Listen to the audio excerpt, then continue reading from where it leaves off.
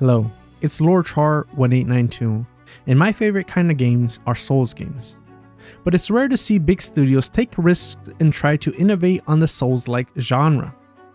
I recently stumbled upon an indie game called Deathbound. The game takes place in a modern-day dystopian city mixed with high technology, medieval fantasy, and magic. The art style has a bit of a comic book feel with a lot of sharp angles. It's created by a small Brazilian game studio called Trailforge Studios.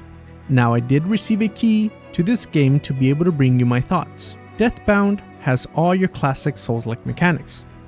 Upon death, you drop your experience with a chance to recover as long as you don't die again. It has bonfires, difficult bosses, consumable items that can change the flow of combat, a leveling system to enhance your stats, blocking, parrying, backstabs, and dodging, but restricted to certain characters. So how does Deathbound innovate the Souls-like genre? Deathbound is the first Souls-like to bring the RPG party system and attempt to adapt it to action combat in a Souls game. They do this through a system called the Morph system.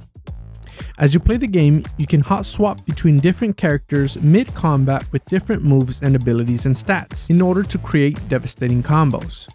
There are a total of 7 different characters that you can unlock during your playthrough. The whole game is built around this system, and it does take a little bit of practice to get down. Each character has its own health and stamina that regenerates whenever they are inactive and you are defeating enemies. Also, as you kill enemies, you are generating sync, which is like a finisher meter that if you fill it, you can perform an ultra morph strike, or you can use smaller increments to perform morph dodges or regular morph strikes. Another innovation is that the story has an effect on your character stats. Now, this can be a positive thing or a negative thing. Without spoilers, basically there are 2 factions in the game, the Church of Death and the Cult of Life. You will unlock characters from both sides. Each character has their own ideals and sometimes will clash with other characters, creating conflicts. Having conflicts in your party will grant you unique buffs and debuffs. On the other hand, if you handle their ideals correctly, you can create team synergy, granting you unique buffs. Each character has their own unique playstyle, creating an opportunity to mix and match characters and abilities for each different scenario. Once you have truly mastered the combat system in this game, it is actually quite fun and challenging due to the fact that the health is shared with the stamina pool. The lower the health you have, the less stamina you have, and there's very little options to recover aside from certain consumable items in the game or from switching out to a different party member. Being able to fully utilize your entire team's strengths and weaknesses in a cohesive manner is what makes the optimal gameplay. You cannot just solely play one character throughout the whole game and have a positive gaming experience. You're going to really hinder your ability to do massive damage.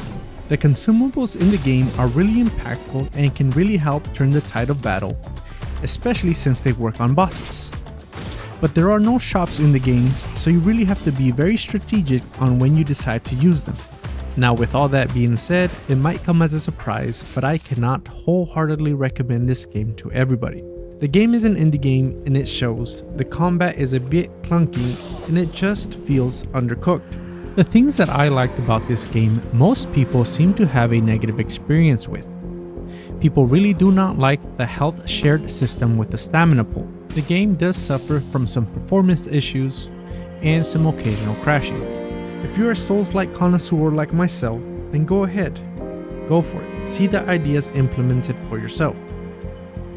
This is Trailforge's first attempt at a Souls-like game, and I believe that the game has a good identity and is unique.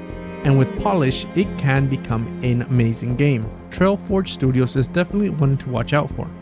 I believe that if they stick with it and learn from their shortcomings, Deathbound can turn into an amazing IP.